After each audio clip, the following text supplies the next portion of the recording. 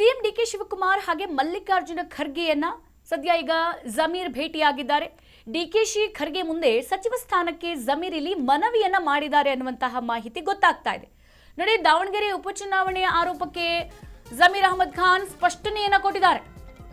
ಡಿಕೆಶಿ ಖರ್ಗೆ ಮುಂದೆ ಸಚಿವ ಸ್ಥಾನಕ್ಕೆ ಜಮೀರ್ ಅಹಮದ್ ಖಾನ್ ಬೇಡಿಕೆಯನ್ನ ಇಟ್ಟಿದ್ದಾರೆ. ನನಗೂ ಸಚಿವ ಸ್ಥಾನ ಬೇಕು ಅಂತ ಬೇಡಿಕೆ ಇಟ್ಟಿರೋದು. ಸದ್ಯ ಅವ್ರ ಮೇಲೆ ಬರ್ತಿದ್ದಂತ ಆರೋಪ ದಾವಣಗೆರೆ ಉಪಚುನಾವಣೆಯ ಆಡಿಯೋ ಆರೋಪಕ್ಕೆ ಈಗ ಅವರು ಸ್ಪಷ್ಟನೆಯನ್ನ ಕೊಟ್ಟಿದ್ದಾರಂತೆ. ಹಾಗಾಗಿ ಜಮೀರ್ಗೆ ಒಲಿಯುತ್ತ ಸಚಿವ ಸ್ಥಾನ ಅನ್ನುವಂಥದ್ದು ಈಗ ಪ್ರಶ್ನೆಯಾಗಿದೆ.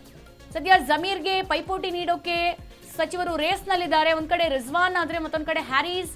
ಈ ಮೂವರಲ್ಲಿ ಹಾಗಿದ್ರೆ ಗೆಲ್ಲೋರು ಯಾರು? ಮೂರು ಮುಸ್ಲಿಂ ಶಾಸಕರು ಇದ್ದಾರೆ ಇಲ್ಲಿ. ಒಂದ್ ಕಡೆ ಜಮೀರ್ ಅಹಮದ್ ಆಗಿರ್ಬೋದು, ಹಾಗೆ ಮತ್ತೊಂದ್ ಕಡೆಗೆ ಇಲ್ಲಿ ರಿಜ್ವಾನ್ ಅರ್ಷದ್ ಆಗಿದ್ದಾರೆ, ಹಾಗೆ ಇಲ್ಲಿ ಎನ್ ಎ ಹ್ಯಾರೀಸ್. 3 ಜನ ಇದ್ದಾರೆ. ಈ 3 ಜನ ಮುಸ್ಲಿಂ ಸಮುದಾಯದವರಲ್ಲಿ ಯಾರು ಗೆಲ್ತಾರೆ? ಗೆಲ್ಲೋರು ಯಾರು? ಜಮೀರ್ಗೆ ಏನಾದ್ರೂ ಅದೃಷ್ಟ ಕುಲಾಯಿಸುತ್ತಾ ಅನ್ನೋದು ಯಕ್ಷ ಪ್ರಶ್ನೆ. ಮಲ್ಲಿಕಾರ್ಜುನ್ ಖರ್ಗೆ ಹಾಗೆ ಡಿಕೆ ಶಿವಕುಮಾರ್ ಸೇರಿದಂತೆ ವರಿಷ್ಠರನ್ನ ಭೇಟಿ ಮಾಡಿದ್ದಾರೆ ಜಮೀರ್ ಅಹಮದ್ ಖಾನ್. ಭೇಟಿ ಮಾಡಿ ನನಗೂ ಕೂಡ ಸಚಿವ ಸ್ಥಾನ ಬೇಕು, 2ನೇ ಸಚಿವ ಸಂಪುಟ ವಿಸ್ತರಣೆಯಲ್ಲಿ ನನ್ನನ್ನು ಪರಿಗಣಿಸಿ ಅಂತ ಹೇಳಿದ್ದಾರೆ. ಜೊತೆಗೆ ದಾವಣಗೆರೆಯ ಆಡಿಯೋ ದಂಗಲ್ ಏನಿತ್ತು ಆ ಕುರಿತಂತೆ ಅವರು ಸ್ಪಷ್ಟನೆಯನ್ನ ಕೂಡ ಕೊಟ್ಟಿದ್ದಾರಂತೆ. ಹಾಗಾಗಿ ಲಕ್ ಏನಾದರೂ ಒಲಿಯುತ್ತಾ? ಇಲ್ಲಿ ಹ್ಯಾರೀಸ್ ಇದ್ದಾರೆ, ರಿಜ್ವಾನ್ ಅರ್ಷದ್ ಇದ್ದಾರೆ, ಜಮೀರ್ ಅಹಮದ್. ಈ ಮೂವರಲ್ಲಿ ಯಾರಿಗೆ ಸಚಿವ ಸ್ಥಾನ ಸಿಗುತ್ತೆ ಅನ್ನೋದು ಕಾದ್ ನೋಡಬೇಕು. ಇಲ್ಲಿ ಎನ್ ಎ ಹ್ಯಾರೀಸ್ ಬಂದು ಡಿಕೆ ಶಿವಕುಮಾರ್ ಅವರ ಪರಮಾಪ್ತರು. ಹಾಗೆ ಜಮೀರ್ ಅಹಮದ್ ಕೂಡ ಸಿದ್ದರಾಮಯ್ಯ ಬಣದಲ್ಲಿ ಗುರುತಿಸಿಕೊಂಡವರು.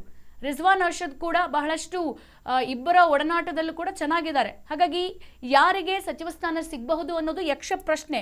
ಇನ್ನು ಮಾಜಿ ಸಚಿವ ಜಮೀರ್ ಅಹಮದ್ ಖಾನ್ ಹಾಗೆ ಎಐಸಿಸಿ ಅಧ್ಯಕ್ಷ ಮಲ್ಲಿಕಾರ್ಜುನ್ ಖರ್ಗೆ ಮತ್ತು ಸಿಎಂ ಡಿಕೆ ಶಿವಕುಮಾರ್ ಅವರನ್ನ ಪ್ರತ್ಯೇಕವಾಗಿ ಇಲ್ಲಿ ಅವರು ಭೇಟಿ ಮಾಡಿರೋದು.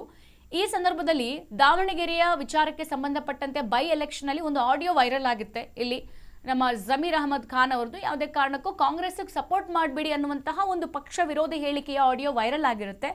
ಈ ಆಡಿಯೋಗೆ ಸಂಬಂಧಪಟ್ಟಂತೆ ಈಗ ಅವರು ಮಾತನಾಡಿದ್ದಾರಂತೆ, ಅದನ್ನ ಸಮರ್ಥಿಸಿಕೊಂಡಿದ್ದಾರೆ. ಆ ಆರೋಪಗಳ ಬಗ್ಗೆ ಈಗ ಸ್ಪಷ್ಟನೆಯನ್ನ ಕೊಟ್ಟಿದ್ದಾರಂತೆ. ಹಾಗಾಗಿ ಇದರ ಜೊತೆಗೆ ಅವರು ಸಚಿವ ಸ್ಥಾನಕ್ಕೂ ಕೂಡ ಬೇಡಿಕೆ ಇಟ್ಟಿದ್ದಾರೆ, ನನಗೂ ಮಂತ್ರಿಗಿರಿ ಬೇಕು ಅಂತ. ದಾವಣಗೆರೆ ಉಪಚುನಾವಣೆ ವೇಳೆ ಕಾಂಗ್ರೆಸ್ ಅಭ್ಯರ್ಥಿ ಸಮರ್ಥ ಶಾಮನೂರ್ ಅವರನ್ನ ಸೋಲಿಸೋಕೆ ಪಕ್ಷ ವಿರೋಧಿ ಚಟುವಟಿಕೆ ನಡೆಸಿರುವಂತಹ ಕುರಿತು ಈಗ ಜಮೀರ್ ವಿರುದ್ಧ ಬಂದಿರುವಂತಹ ಆರೋಪಗಳಿಗೆ ಅವರು ಸ್ಪಷ್ಟನೆಯನ್ನು ಕೂಡ ಕೊಟ್ಟಿದ್ದಾರಂತೆ. ಇನ್ನು ಮತ್ತೊಂದ್ ಕಡೆ ಮುಸ್ಲಿಂ ಅಭ್ಯರ್ಥಿಗೆ ಟಿಕೆಟ್ ಸಿಗದೇ ಇದ್ದಿದ್ದಕ್ಕೆ ಬೇಸರ ಆಗಿದ್ ನಿಜ. ಆದ್ರೆ ಅಭ್ಯರ್ಥಿ ಆಯ್ಕೆ ಬಳಿಕ ಪಕ್ಷ ಆಯ್ಕೆ ಮಾಡಿದ ಅಭ್ಯರ್ಥಿಯನ್ನ ಬೆಂಬಲಿಸಿ ಗೆಲ್ಲಿಸುವಂತೆ ಈ ಮುಸ್ಲಿಂ ಸಮುದಾಯದ ಮುಖಂಡರಿಗೆ ತಿಳಿಸಿದ್ದೇನೆ ಹೊರತು ನಾನು ಯಾವುದೇ ಪಕ್ಷ ವಿರೋಧಿ ಚಟುವಟಿಕೆಯನ್ನ ನಡೆಸಿಲ್ಲ. ಈ ವಿಚಾರವಾಗಿ ವೈರಲ್ ಆಗಿರುವಂತಹ ಆಡಿಯೋ ಸಂಭಾಷಣೆ ಕೂಡ ನನ್ನದಲ್ಲ ಅಂತ ಹೇಳುವ ಮೂಲಕ ಇಲ್ಲಿ ಜಮೀರ್ ಡಿಕೆಶಿ ಮನವೊಲಿಸುವಂತಹ ಪ್ರಯತ್ನ ಮಾಡಿದ್ದಾರೆ ಅಂತ ಹೇಳಲಾಗಿದೆ. ನೋಡಿ, ನಾನು ಆಗ್ಲೇ ಹೇಳಿದೆ, ಇಲ್ಲಿ ಶಾಮನೂರು ಶಿವಶಂಕರಪ್ಪ ಅವರ ಅಂತ್ಯದ ಬಳಿಕ, ಅವರ ಕಾಲ್ವಾದ ಬಳಿಕ ಅಲ್ಲಿ ತೆರವಾದಂತಹ ಸ್ಥಾನಕ್ಕೆ ಸಮರ್ಥ ಶಾಮನೂರ್ ಅವರ ಮೊಮ್ಮಗ ಅವರನ್ನ ಕಣಕ್ಕಿಳಿಸಿ ಕಾಂಗ್ರೆಸ್ ಏನೋ ಭರ್ಜರಿ ಪ್ರಚಾರ ಮಾಡ್ತು.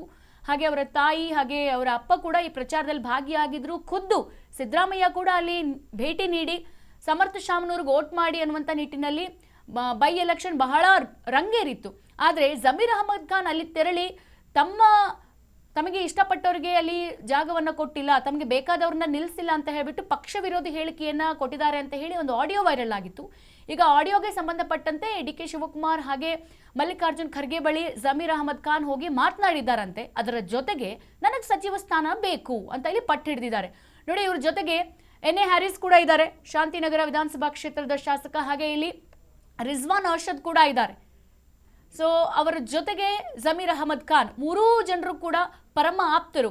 ಒಂದ್ ಕಡೆ ಎನ್ ಎ ಹ್ಯಾರೀಸ್ ಇಲ್ಲಿ ಡಿಕೆ ಶಿವಕುಮಾರ್ ಆಪ್ತರ ಆದ್ರೆ ಮತ್ತೊಂದ್ ಕಡೆಗೆ ರಿಜ್ವಾನ್ ಅರ್ಷದ್ ಕೂಡ ಬಹಳ ಆಪ್ತರು ಇಬ್ಬರಿಗೆ. ಜಮೀರ್ ಅಹಮದ್ ಸಿದ್ದರಾಮಯ್ಯ ಬಣದಲ್ಲಿ ಹೆಚ್ಚಾಗಿ ಗುರುತಿಸಿಕೊಂಡವರು.